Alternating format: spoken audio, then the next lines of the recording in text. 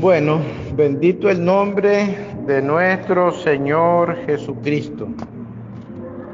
Vamos hoy, ¿qué fecha es hoy? Lunes 27 de diciembre. Aleluya. Continuamos hoy con la Academia Profética y estoy viendo mis notas que nos toca entonces la parte 3. Y vamos a leer el mismo versículo que hemos leído en las dos clases anteriores, ¿verdad?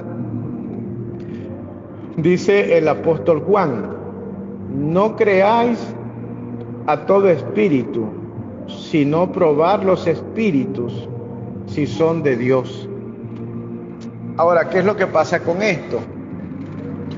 ¿Cómo nosotros probamos si los espíritus son de Dios?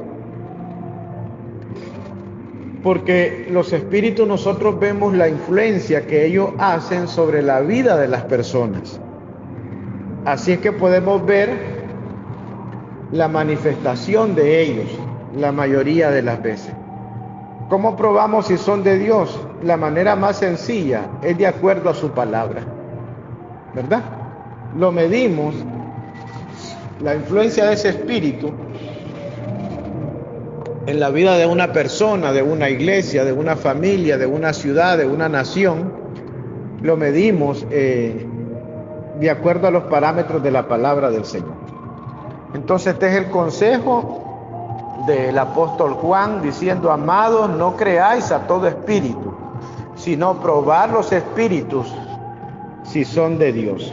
Padre, oramos en el nombre de Jesús, pidiendo siempre la asistencia, la ayuda, la dirección oportuna de tu Espíritu Santo. En el nombre de Jesucristo, tu Hijo amado, Señor, bendecimos esta escuela para los que estamos acá en la ciudad de Matagalpa y los que a través de estos audios, Señor amado, reciben la escuela. En el nombre de Jesús, ministerios, amigos en ciudades y también en algunas naciones. Padre, gracias en el nombre de Jesucristo. Amén.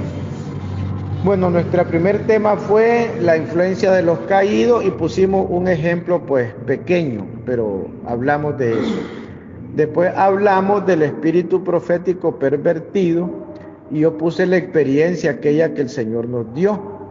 Y lo que me faltó decir en esa clase es que cuando yo miraba subir ese espíritu y la influencia que ejercía, es que yo lo miraba que el enemigo iba a tratar de fluir esa influencia maligna para que la gente no viva por fe sino por la vista, precisamente a través de la operación de un ministerio que parezca profético sin ser profético. ¿Me entiende? Por eso yo hablé entonces de un espíritu profético pervertido. Y estaba revisando mis notas hoy en la tarde y escuchando el audio y yo no alcancé a mencionar pues ese pequeño detalle, pero importante. Después estuvimos hablando de las dádivas de adivinación y del espíritu de Balaán. Me escribió alguien, ¿verdad?, que recibió la escuela y me dice que es sorprendente, me dice todo lo que hemos podido aprender. Y la clase de hoy, que tiene que ver con los monumentos ministeriales, ¿verdad? Entonces vamos a entrar a la clase. Si nos da tiempo para grabar la segunda clase, entonces vamos a hablar de los celos y el espíritu de control piramidal, ¿verdad? Ya después queda para una próxima clase. A lo mejor ya no la hagamos aquí en la ciudad de Matagalpa, sino que esa clase la grabemos en otra ciudad, pero sería el síndrome del profeta. Después vamos a continuar con un tema que yo creo que por lo menos se va a dividir en dos, que tiene que ver con los maestros troyanos. Y vamos a cerrar con broche de oro, ¿verdad?, hablando de Jano, el dios romano de las puertas. Para esta primera academia yo creo que está bastante bien. Entonces, el primer caso que vamos a ver, bienvenidos, pasen adelante los discípulos. El primer caso que vamos a ver de los monumentos ministeriales, vamos a ver el caso del rey Saúl. Entonces del rey Saúl, vamos a decir lo siguiente. El rey Saúl fue ungido por el profeta Samuel con aceite de redoma. Recuerden que el aceite de redoma es como la versión moderna del aceite de redoma. Yo lo podría relacionar con el espíritu de liderazgo, ¿verdad? Pero sin importar cómo fue ungido Saúl, al final Saúl es el rey que decidió levantarse un monumento, ¿verdad? Alguna vez yo hice, ingeniero, esta pregunta: si lo que yo tengo como empresario, vamos a hablar del empresario, lo que yo tengo en mi empresa, ¿es un altar o es un monumento? Si es un altar, está rendido a Dios. Si es un monumento, es un culto a mi personalidad. El ministerio que uno tiene, ¿verdad? Si es un altar, está rendido al Señor. Si es un monumento, entonces es una imagen que podemos hacer de nosotros mismos, ¿verdad? Entonces miren lo que pasa con el rey Saúl. Ahora, no mencionamos todos los detalles porque esta es una escuela para gente que lee la escritura, que inmediatamente uno está hablando y conecta su mente con lo que uno está diciendo por el conocimiento que tiene la escritura. Y el que no tiene ese conocimiento, entonces busca en la Biblia la historia del rey Saúl, vuelve a escuchar el audio y entonces ahora sí dice, ya capté la idea completa, ¿verdad? ¿Qué es lo que pasa con el rey Saúl? Israel pidió un rey, Dios lo unge a través del profeta Samuel, y una de las cosas que Dios hace con Saúl es que Dios le confía a Saúl la obediencia de su pueblo. Lo manda a cumplir con una de las asignaciones y Dios le dice a través del profeta Samuel: ve y hiere a Amalek.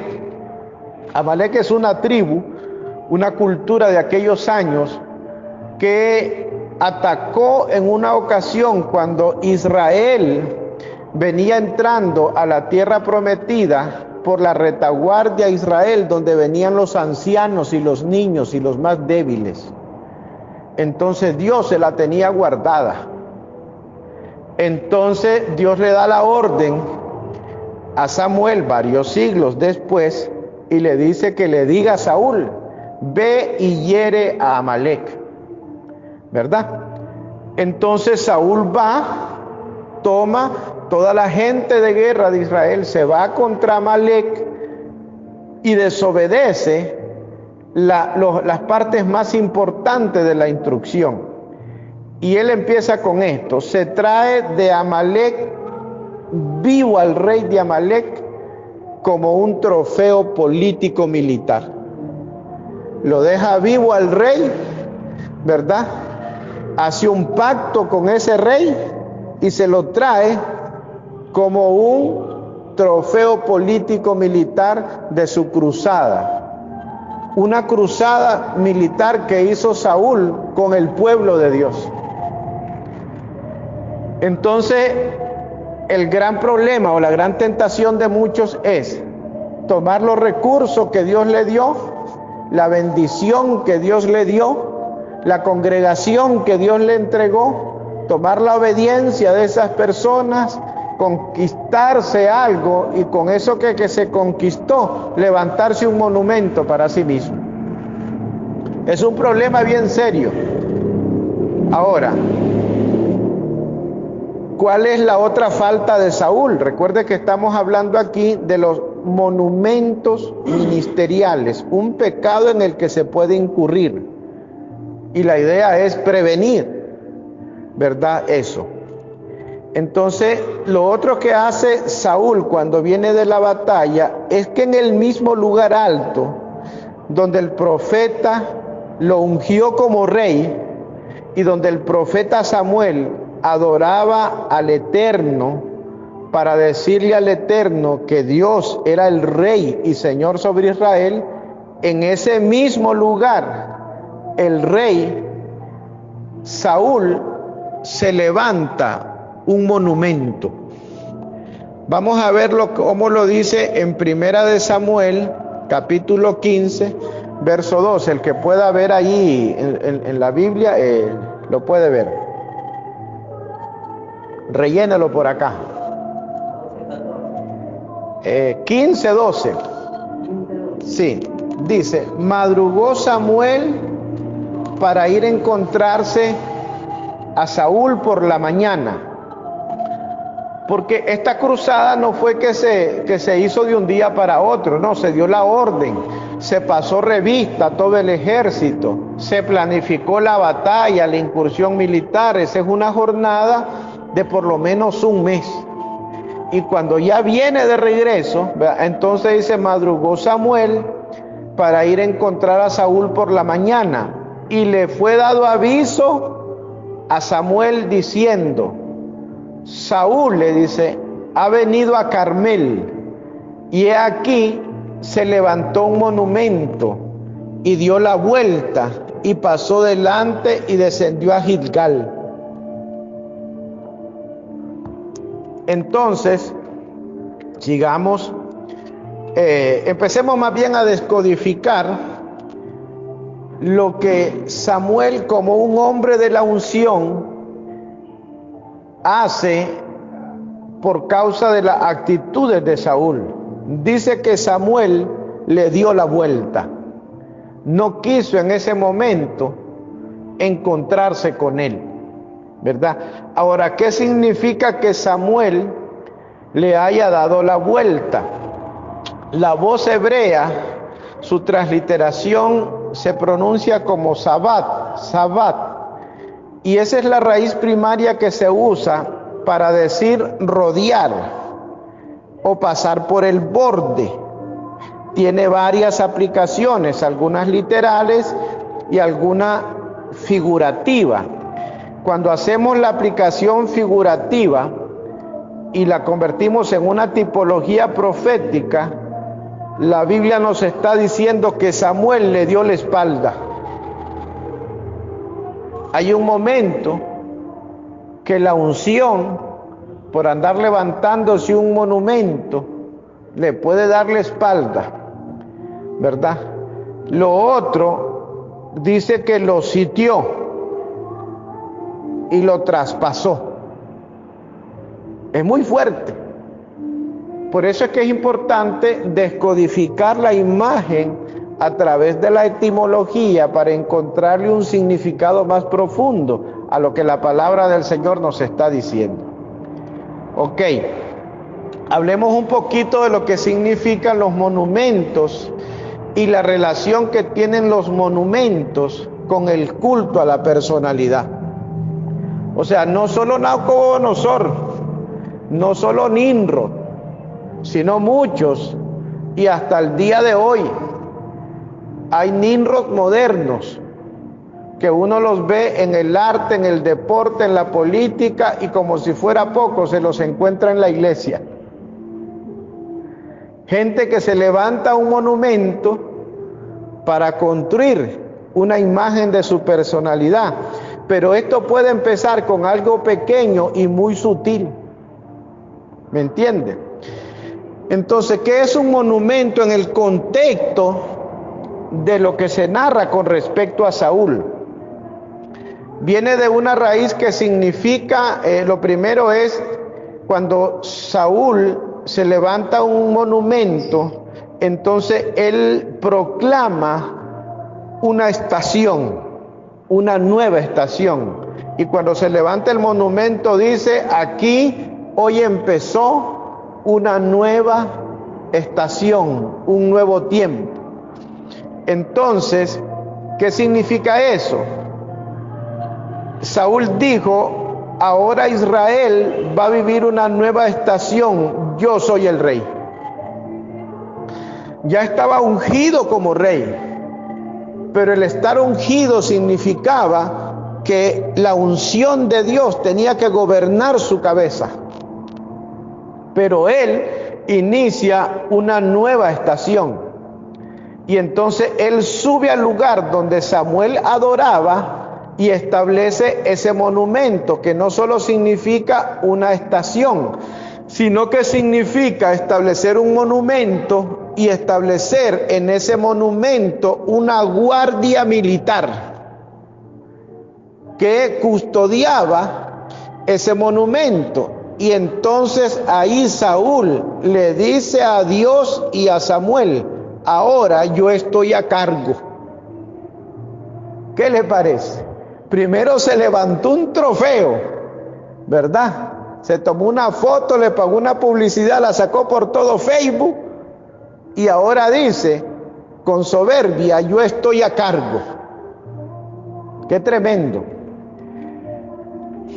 Y puso, dice ahí, un puesto militar. Esa raíz que usa la palabra ahí es Netzib. Netzib significa puesto militar. También significa una estatua y una guarnición militar. Entonces, de aquí se deriva la razón por la cual el profeta Samuel le dice a Saúl cuáles son las raíces de su pecado. Y en Primera de Samuel 15:23 leemos así: porque como pecado de adivinación es la rebelión. O sea, de entrada, la causa con la que Samuel señala el pecado de Saúl es rebelión. Y como ídolos e idolatría, la obstinación. Y le dice: por cuanto tú desechaste la palabra de Jehová, Él también te ha desechado para que no seas rey. ¡Qué tremendo!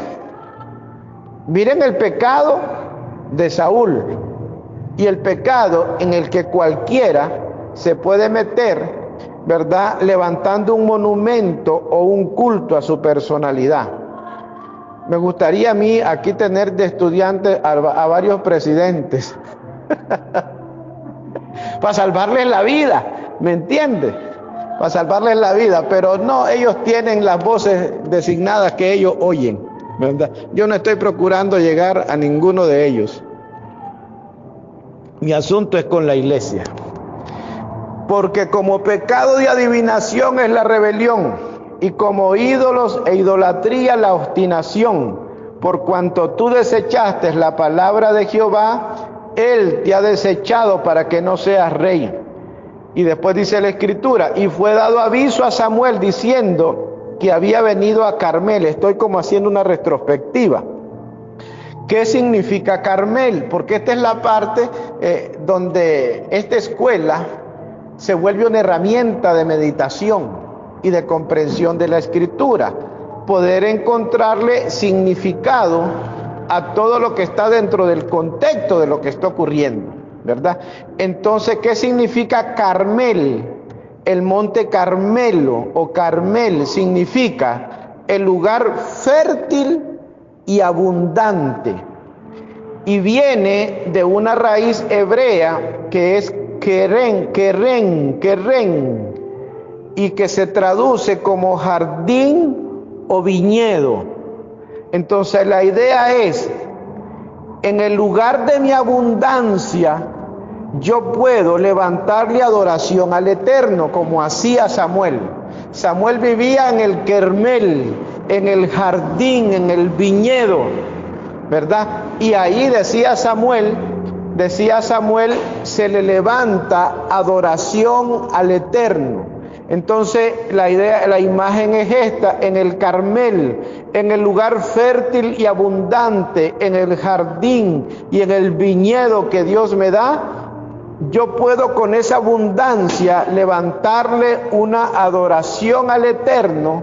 Pero también hay quienes tienen la opción de construirse un monumento a su propia imagen, a su gobierno o a su ministerio.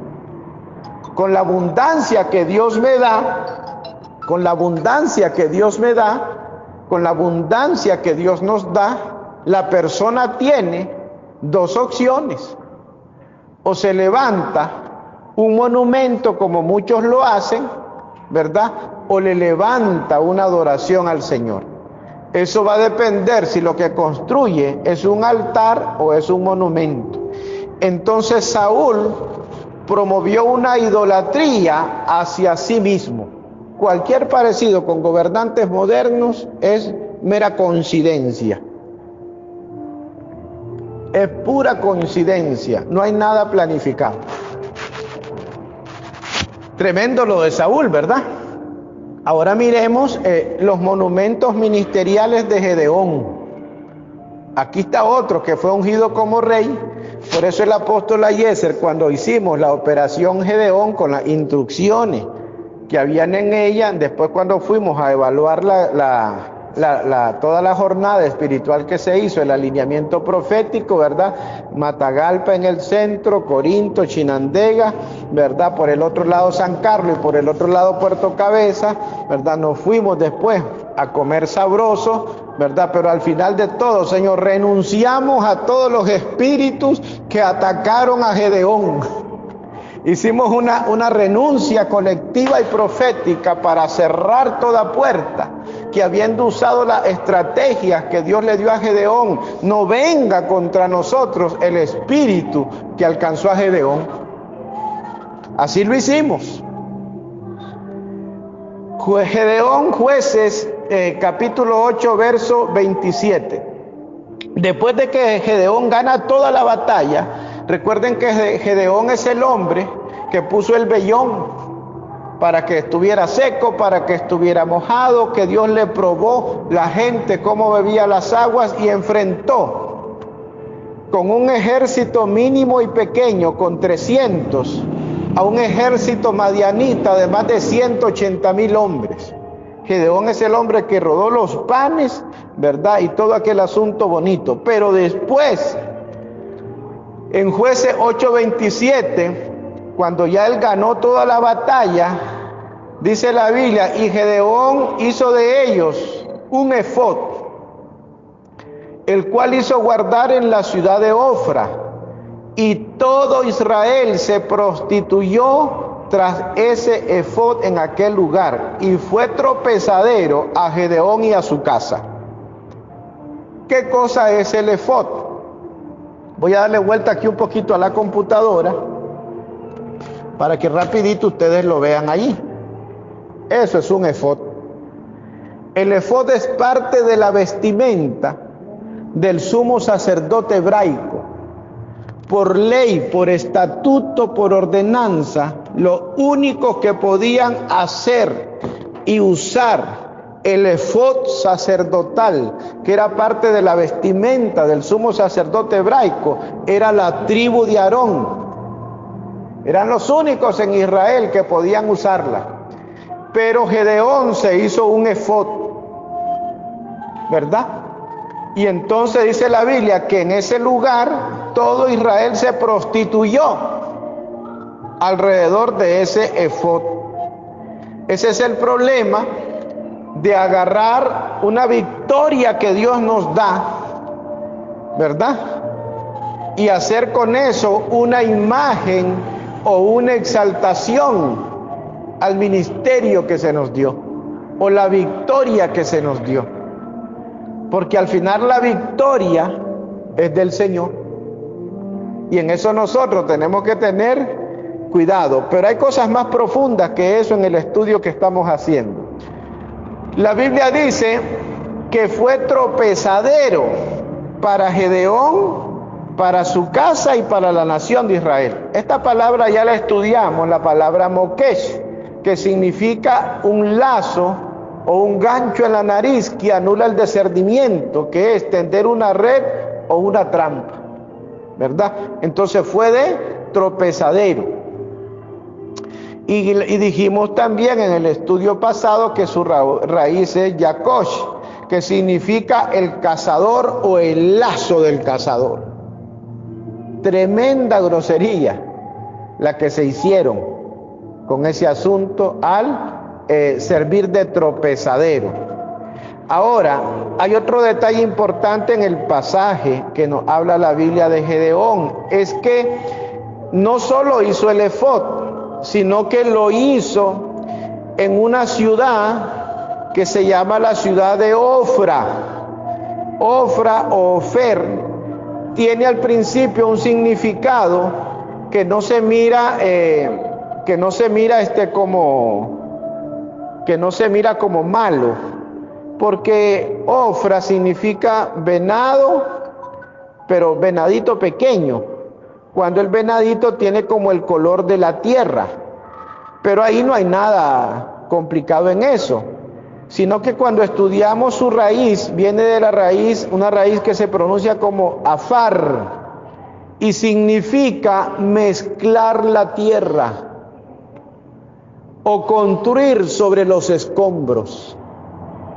Entonces, ¿qué es lo que pasa? Cuando una persona se levanta un monumento a su vida, a su empresa, a su ministerio, y la presencia de Dios abandona aquello, ¿en qué queda convertido? En un escombro.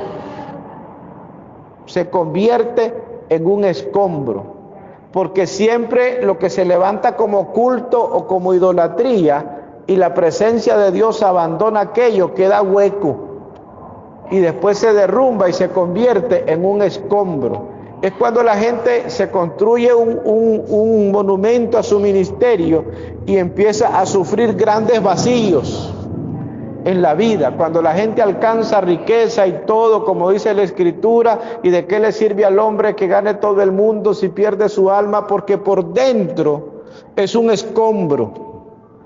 A la vista de afuera de la gente es un monumento, es una torre, es algo hermoso, es algo grande, pero por dentro está vacío y es un escombro. Ese es el asunto con esas cosas. En Jueces 8:27 dice Gedeón, estoy repitiendo de nuevo, ¿verdad?, para enseñar algo más. Gedeón hizo de ellos un efod, el cual hizo guardar en la ciudad de Ofra, y todo Israel se prostituyó tras ese efod en aquel lugar. ¿Qué significa se prostituyó? La transliteración se pronuncia con Z, zaná, ¿verdad? Y como no tenemos aquí, yo siempre lo digo, pero no lo digo para molestar, ¿verdad?, sino que cuando nos oiga un judío, ya que tengan misericordia, que den gracias a Dios que los honramos, ¿verdad?, usando la lengua que Dios les confió a ellos, ¿verdad?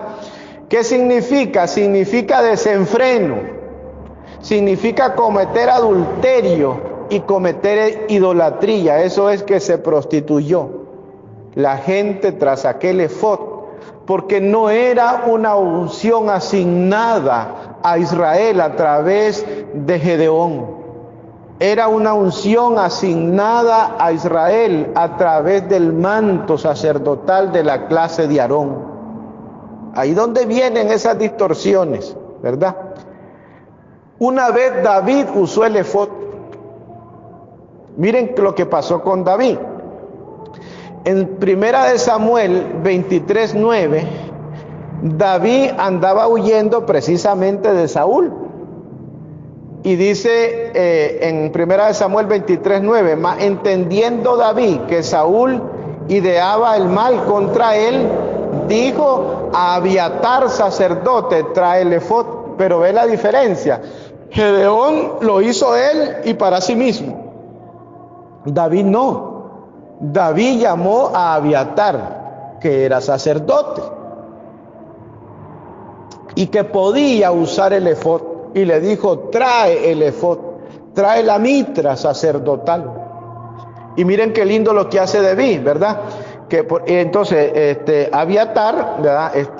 A ver quién era así, él era sacerdote, era de la clase sacerdotal.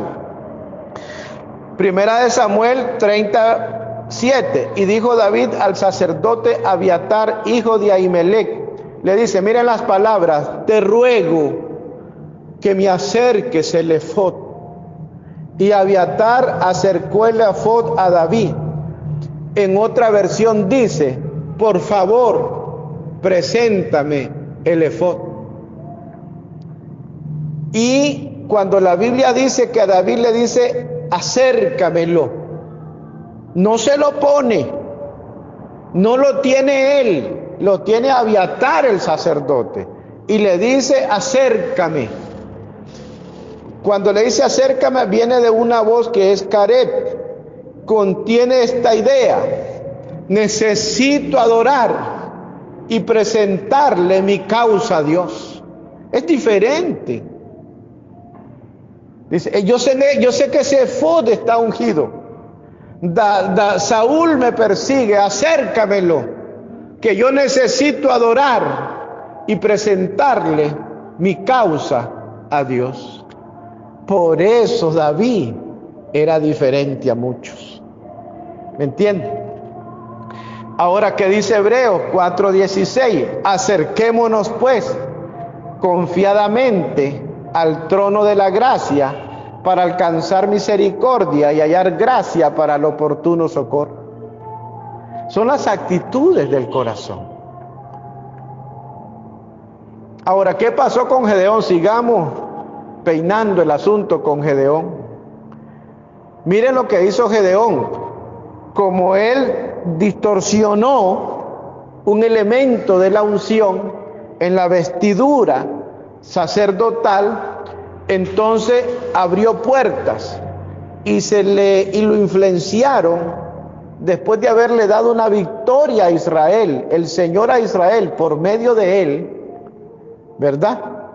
Y haber él sido valiente y esforzado, derribar el altar que estaba Baal, ofrecer la ofrenda de los bueyes y todo, haber sido valiente y dirigido al pueblo, pero después con la victoria distorsionó un elemento o un principio de la unción.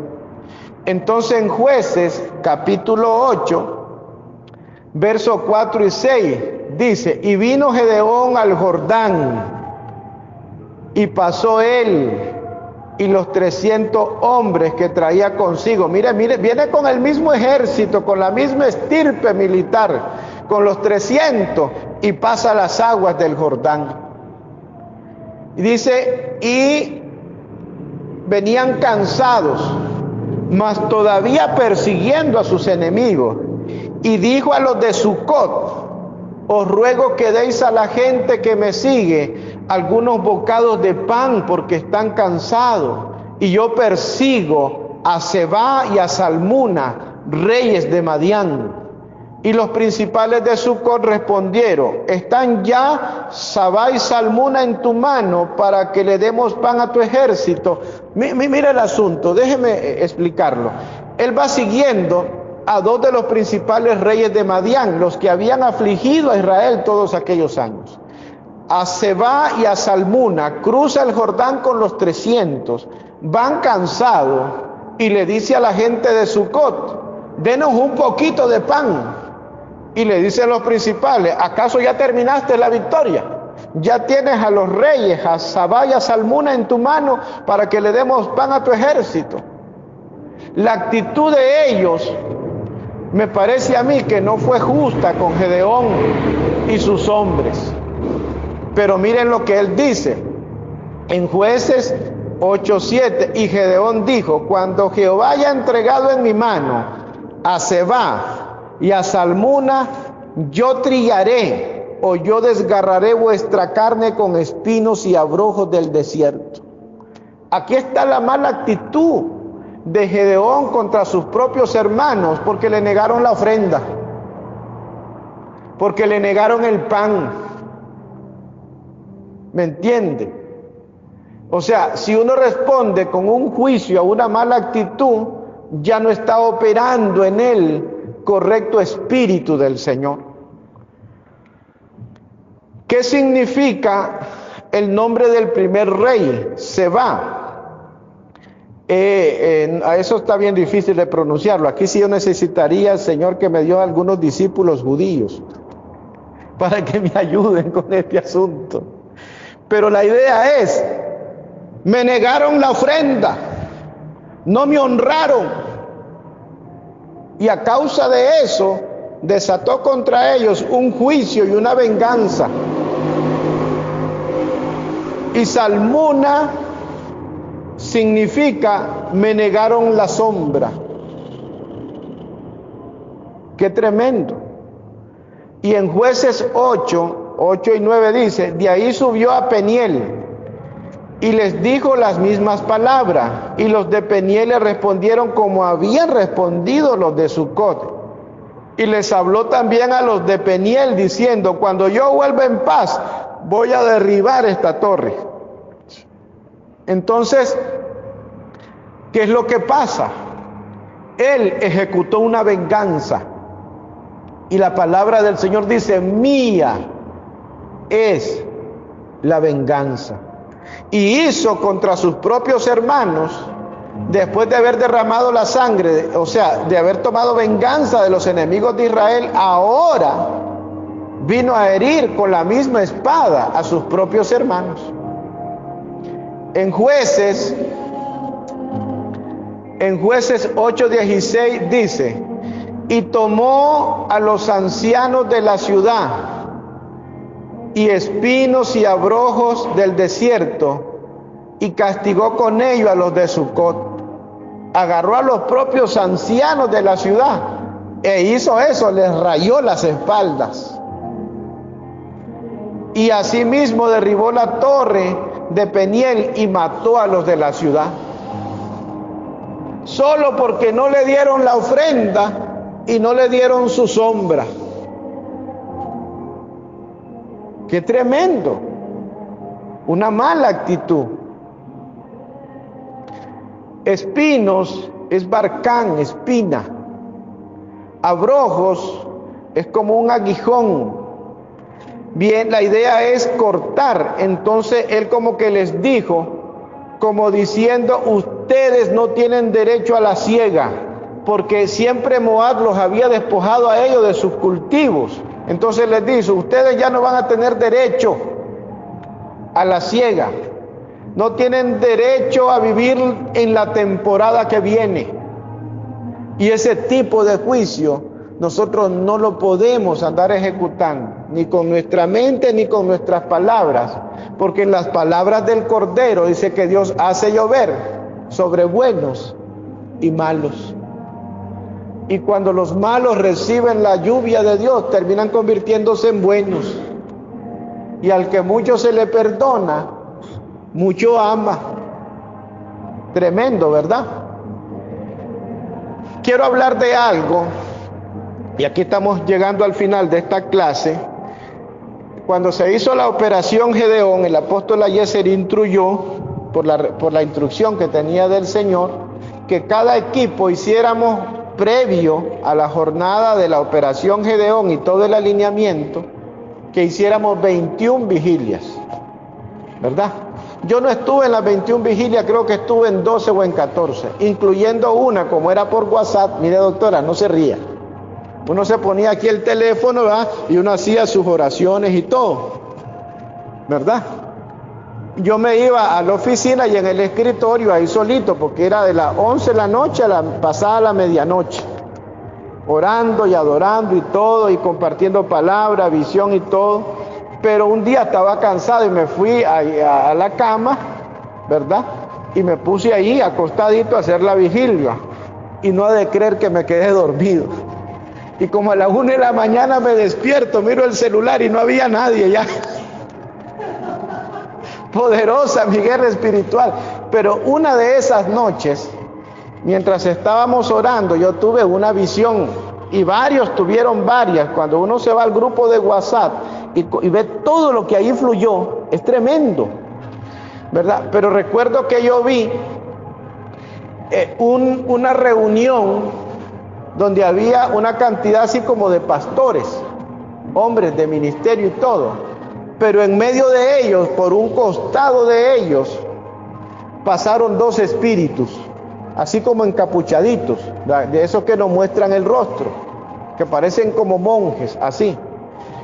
Inmediatamente que yo los veo, vi 2 espíritus con rostros ocultos, y pude discernir que el derecho legal de su influencia eran las heridas del alma causadas por las frustraciones en el ministerio. Son peligrosas las heridas que no se sanan. El destino de toda herida que nos ocurre en la batalla es convertirse en una cicatriz. y en una marca, pero la que no se sana y la que no se cierra en el ministerio deja una frustración. Y eso es lo que hace que aún dentro de los propios ministerios, pastores, evangelistas, el esto, lo otro, el que dice, no me dieron la ofrenda, como Gedeón, no me dieron la sombra, no me dieron el micrófono, ¿me entiende? Todas esas cosas generan una frustración, y esas heridas del alma era la que yo miraba que estos espíritus usaban como derecho legal para provocar celos, disensiones, asuntos, desconfianzas, murmuraciones y un montón de cosas más. Eso yo lo vi y estuvo tremendo. Entonces, ¿cuáles fueron las actitudes del rey David que lo hicieron un hombre diferente? Ya estamos concluyendo. En 1 Samuel 37 dice que David le dijo a Abiatar, acércame el efod, necesito adorar y presentarle mi causa a Dios. Entonces, cuando tenemos una herida, una circunstancia, una necesidad, vamos y adoremos. Y si sentimos que nos han hecho un agravio, estamos en todo el derecho de presentarle esa causa a Dios, para que nos dé a nosotros el espíritu correcto, y si Dios lo considera justo afeitar a alguien, pues lo va a afeitar y lo va a dejar guapo. ¿Me entienden? Porque si Dios lo afeita a uno, no lo deja con el pelo todo alborotado, no, lo deja guapo para la foto. Al menos que ya la persona se ponga en una actitud, ¿verdad? Complicada. Mire lo que pasa con David en 1 Samuel 24:5, que David tocó el manto de Saúl y lo cortó la orillita del manto del hombre que lo andaba buscando a David para matarlo, y que se fue a dormir a la misma cueva donde David estaba escondido, y le dijeron los propios compañeros de David, mira, Dios lo puso en tu mano. Solo estaba de que David le pasara la espada y no quiso tocarlo, sino que David le cortó un poquito del manto, se fue arriba y cortó la orilla del manto. Y dice la Biblia que el corazón de David se turbó porque había cortado la orilla del manto de Saúl. Un hombre ungido y desechado por Dios, pero ungido. Y cuando David le tocó el manto, se turbó su corazón. Es decir, aún la gente que está actuando mal, si en algún momento fue llamado, si en algún momento fue ungido, no le ande poniendo la espada, ni para cortarle un poquito del manto. Presentemos nuestra causa al Señor. Entonces, las victorias que el Señor nos da en el ministerio, en la familia, en lo económico, demos gracias al Señor, pero nunca los convirtamos en un trofeo personal. La victoria que el Señor nos da no son una licencia para andar juzgando a los demás como hizo Gedeón. La unción que el Señor nos da es para servir y ministrar a los santos, no para andarnos enseñoreándonos de la vida de nadie, menos de aquellos redimidos con la sangre del Cordero. Monumentos ministeriales de Jehú, es que son varios aquí las celebridades, son varios, y todos hombres valientes, pero que en algún momento no supieron conducir su camino. ¿Qué pasa ahora con el rey Jehú? Primero de Reyes 19:15. Y le dijo Jehová, ve. Y le dice, esto es a Elías, y le dice, vuélvete por tu camino, por el desierto de Damasco, y llegarás y ungirás a Hazael por rey de Siria. Verso 16. Y a Jehú, hijo de Ninsi, ungirás para que sea rey sobre Israel. y a Eliseo, hijo de Safat, de Abel Meola, ungirás para que sea profeta en tu lugar. Verso 17, dice el Eterno, y el que escapare de la espada de Hazael, el que va a ser ungido por rey de Siria, dice el Señor, Jehú lo matará. Recuerden que esto es parte de la sentencia contra la casa de Acab. Y el que escapare de la espada de Jehú, Eliseo lo matará. Ahora, ¿qué pasa con Jehú? Enfoquémonos en Jehú, porque Jehú también se levantó un monumento incorrecto. Entonces, ¿qué pasa con Jehú? Jehú fue ungido no como profeta, pero sí como rey. Fue ungido con la misma unción que fue ungido también Eliseo, para ser parte de una misma asignación, que era eliminar y raer de Israel la simiente de Acab y Jezabel. Ahora, ¿cuál fue la diferencia entre Eliseo y Jehú? Si los dos fueron ungidos a través de un mismo profeta, de la misma instrucción y la misma asignación, con el mismo aceite. La diferencia es que Eliseo fue ungido con aceite de cuerno y Jehú con aceite de redoma. Eso también pasa en el caso de Saúl y David.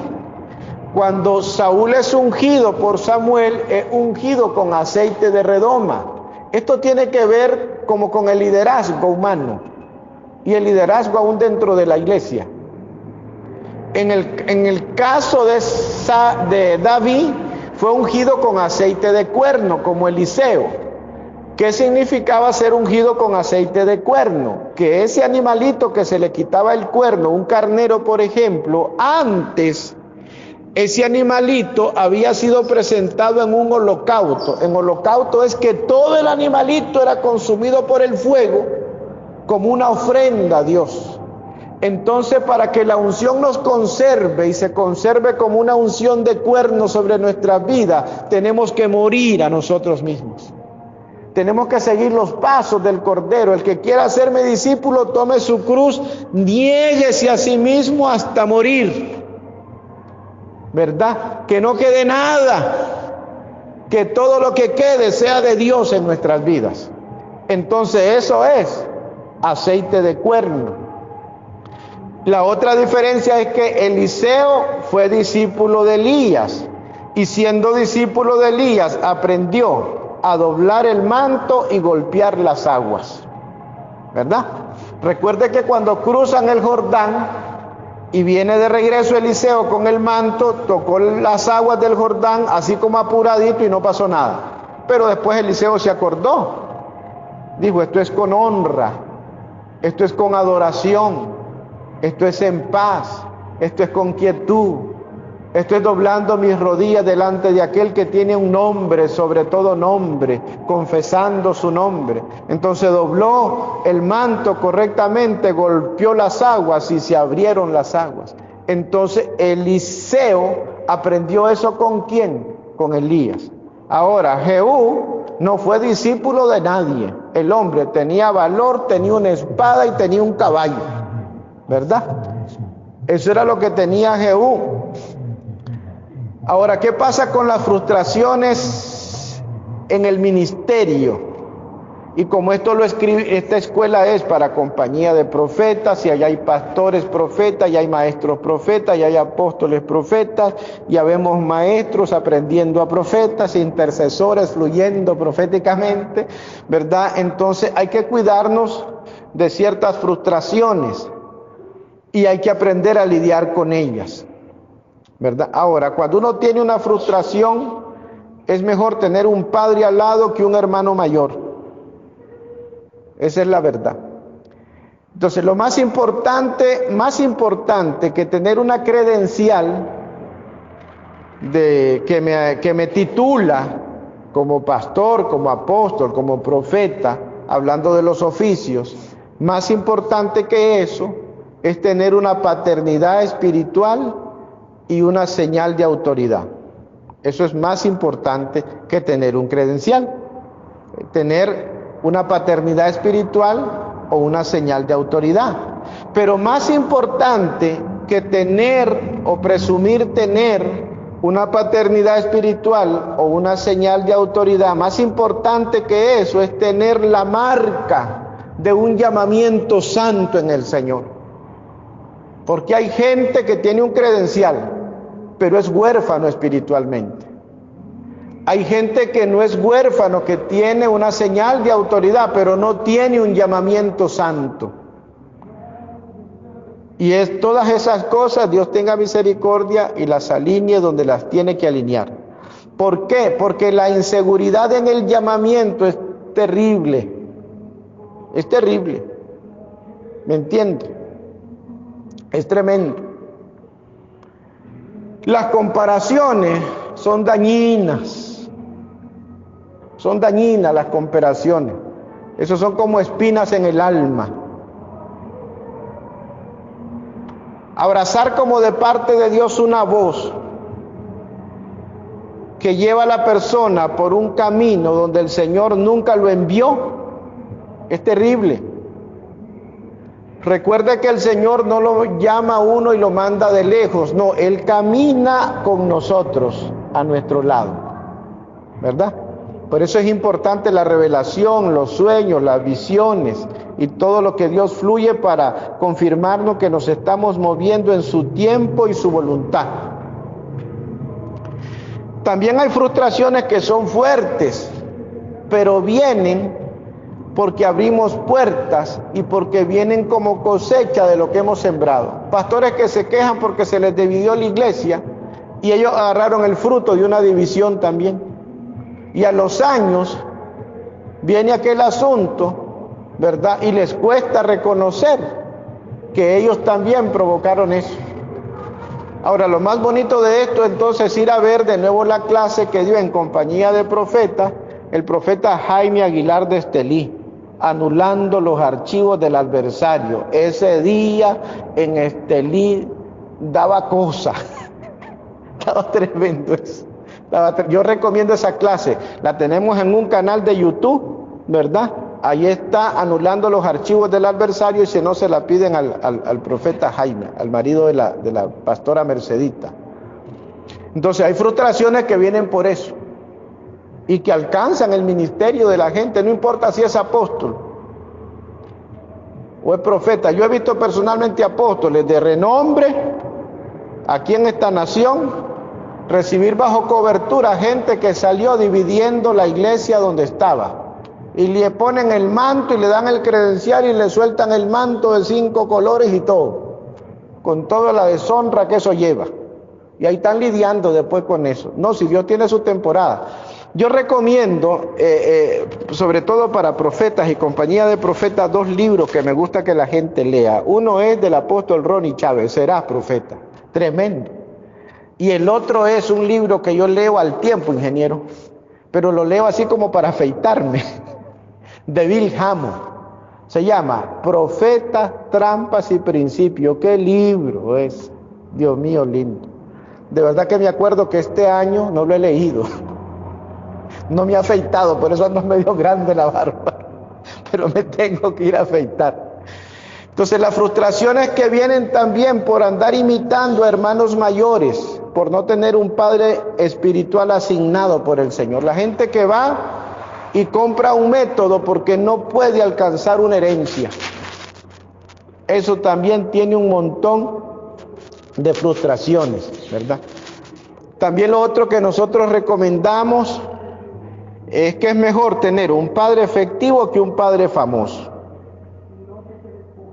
Las frustraciones también vienen, sí, con eso que dijimos, cuando la gente compra un método porque cree que el método le va a resolver, ¿verdad? Y cuando se trata realmente es de conquistar una herencia.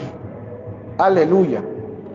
Ya llevamos casi la hora, pero ya vamos a terminar. Sigamos viendo el asunto de Jehú. Jehú fue ungido con aceite de redoma y fue ungido apresuradamente. Hay cosas que cuando se hacen en carrera, en el momento salen bien y se ven bonitas, pero con el tiempo hay una consecuencia. Segundo de Reyes 9:1. Entonces el profeta Eliseo llamó a uno de los hijos de los profetas y le dijo: ciñe tus lomos, toma esta redoma de aceite en tu mano y ve a Ramot de Galat. Segundo de Reyes 9:2. Cuando llegues allá, verás allí a Jehú, hijo de Josafat, hijo de Ninsi, y entrando, haz que se levante entre sus hermanos y llévalo a la cámara. Segundo de Reyes 9:3. Toma luego la redoma de aceite, dice, y derrámala sobre su cabeza, y di: así ha dicho Jehová, no te he ungido por rey sobre Israel. Y abriendo la puerta, le dice: echa a huir y no esperes. Como diciéndole a Eliseo: yo conozco, yo ya vi el carácter de ese tipo que Dios mandó a ungir. Profeta, únjalo y no se quede para la fiesta. Desátele el aceite, métalo en la asignación y no se quede ahí. Hay asignaciones que son así, ingeniero. Pasar ahí soltando la palabra, ungiendo aquello y nos vemos. Y a veces ni siquiera hay que despedirse. Segunda de Reyes 9:13. Entonces dice, cada uno tomó, dice, apresuradamente su manto y lo puso debajo de Jehú en un trono alto, y tocaron la corneta y dijeron: Jehú es rey. Y apresuradamente, ¿saben qué significa? Es hacer algo de forma impulsiva. Por eso la unción tiene su tiempo y su proceso. Ahora, ¿qué pasa con el carácter de Jehú como rey? Segundo de Reyes 9:20. Cuando Jehú anda ejecutando la orden de terminar la simiente, la descendencia de Acab y Jezabel, o sea, hay gente que puede andar cumpliendo el propósito de Dios y tener un carácter incorrecto. El atalaya volvió a decir, dice, también llegó a ellos y no vuelve, porque allá venían cabalgando a lo largo, y los que estaban en la ciudad tenían uno en la torre, y le decían: allá vienen unos cabalgando, mandá un jinete, y salía un jinete corriendo, ¿verdad? Cuando llega donde Jehú le dice: hay paz, ¿qué te importa la paz? Sígueme. Y le mandan a otro y le mandan a otro, pero cuando ya viene más cerca lo empiezan a discernir. Entonces dice aquí en Segundo de Reyes 9:20, la atalaya que estaba sobre la torre dice: y también llegó a ellos y no vuelve. Y el marchar del que viene es como el marchar de Jehú, hijo de Ninsi, porque viene impetuosamente. La gente impetuosa tiene un problema. Entonces Jehú fue un rey de marchar impetuoso. Y mire lo que pasa con ese carácter, con esa actitud. Génesis 49:1. Y llamó Jacob a sus hijos y dijo: juntaos y os declararé lo que ha de acontecer en los días venideros. Juntaos y oíd, hijos de Jacob, escuchad a vuestro padre Israel. Y le dice: Rubén, tú eres mi primogénito, mi fortaleza y el principio de mi vigor, principal en dignidad, principal en poder. Y le dice: debe ser triste esto para un padre, y más para Dios o para el Espíritu Santo. Mire lo que dice. Le dice: Rubén, tú eres mi primogénito, mi fortaleza y el principio de mi vigor, principal en dignidad y principal en poder, impetuoso, dice, como las aguas, no serás el principal. y le dice: por cuanto subiste al lecho de tu padre y entonces te envileciste subiendo a mi estrado. No voy a hablar de lo que hizo, pero impetuoso en hebreo es, aquí es donde necesito un discípulo, Señor, que sea judío y que me ayude. Bueno, significa el que hierve como el agua, que burbujea y hace burbuja. Significa ser liviano y uno que no medita en las consecuencias de lo que hace. En lo profético yo he conocido gente impetuosa, cabalgan sin freno, diríamos en la jerga campesina, se montan en el caballo en pelo y sin bozal. Qué difícil ayudarles y darles un consejo. Tremendo eso.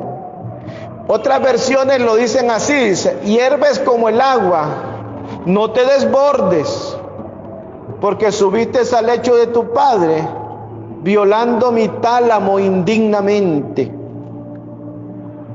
Dice otra versión: precipitado como el agua, mire qué triste esto, no serás de provecho, porque subiste a la cama de tu padre, profanando mi lecho con tu acción.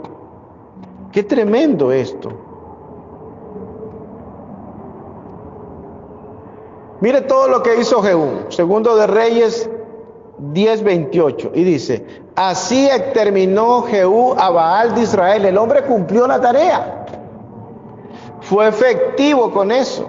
Segundo de Reyes 10:29. Con todo eso, aquí viene el asunto. Jehú no se apartó de los pecados de Jeroboam, hijo de Nabat, e hizo pecar a Israel, y dejó en pie los becerros de oro que estaban en Betel y en Dan.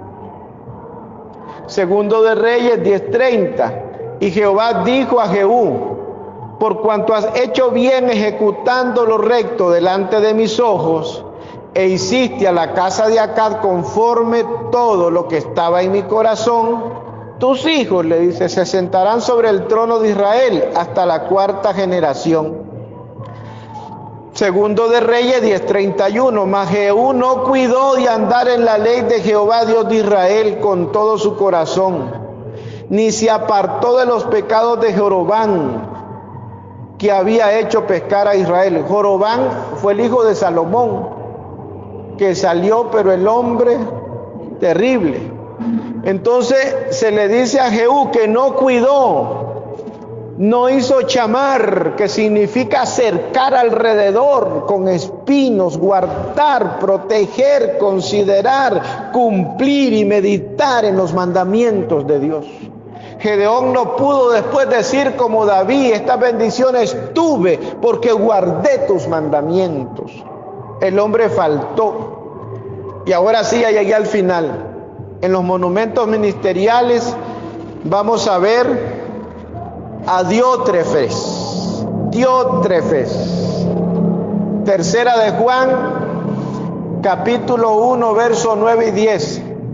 Escribe el apóstol Juan: yo he escrito a la iglesia, pero Diótrefes, el cual le gusta tener el primer lugar entre ellos, no nos recibe. Y por esta causa, si yo fuere, recordaré las obras que hace, parloteando con palabras malignas contra nosotros. Y no contento con estas cosas, no recibe a los hermanos, y a los que quieren recibirlos se los prohíbe y los expulsa de la iglesia. Miren qué clase de hombre Diótrefes. Dice el apóstol Juan que le gustaba tener el primer lugar entre ellos, que le gustaba parlotear hablando cosas malignas contra la autoridad.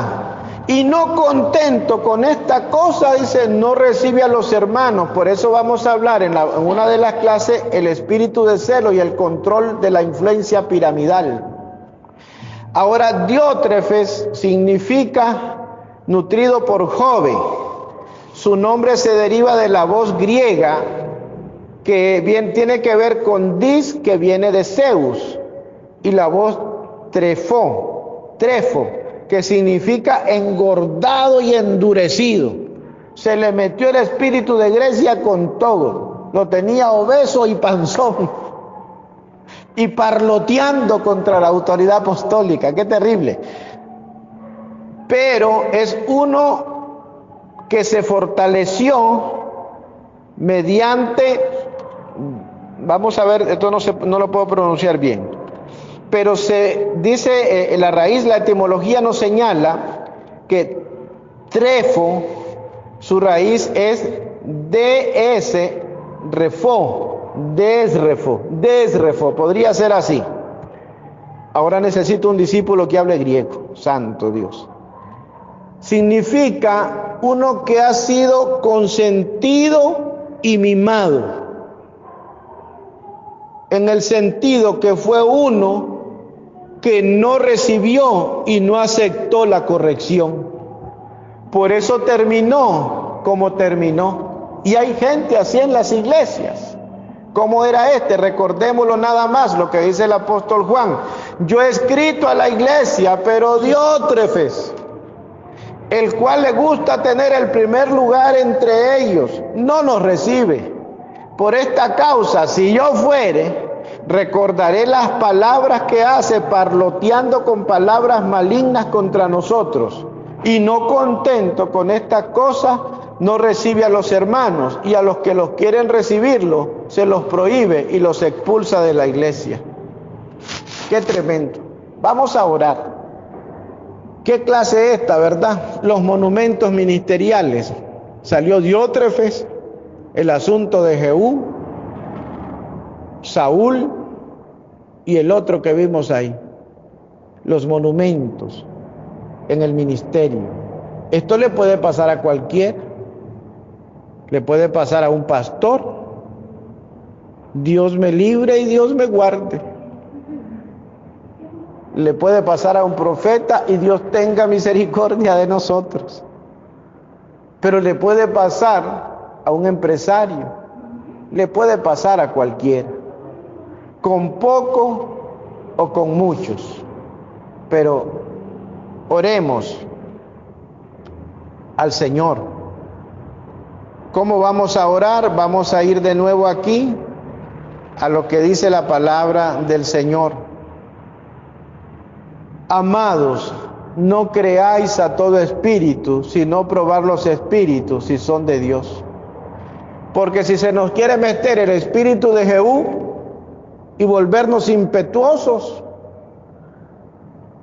o el de Diótrefes, mimado, que no acepta la corrección, o el de Saúl, que ahora dice, ahora yo estoy a cargo, ya me ungieron como apóstol y ahora yo estoy a cargo, yo mando.